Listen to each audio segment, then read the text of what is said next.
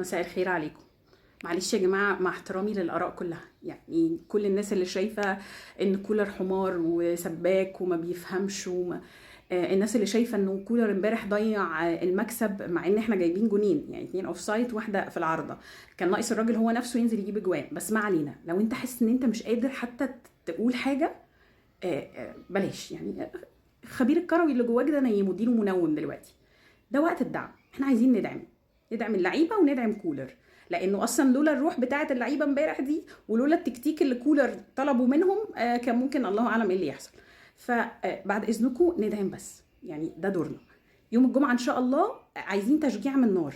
احنا بقى مش رايحين بقى نقزقز لب ولا نصور بروفايلات زمايلنا، احنا مش طالعين عمره. يعني رايحين ان شاء الله نشجع. مش عايز تشجع القهوه، تروح عند عم عبده القهوجي، تدفع، تشرب مانجا، تشرب سحلب، تشرب اللي انت عايزه وتقعد براحتك. احنا عايزين يوم الجمعه الناس كلها بتشجع. لا تقولي بقى مهاب ولا عز ملناش دعوه. شجع. حسيت ان اللي حواليك حاسينك غريب ان انت بتشجع، قول لهم يا عم انا مجنون، انا ربنا خلقني مريض. ملناش دعوه، احنا عايزين نشجع وبس.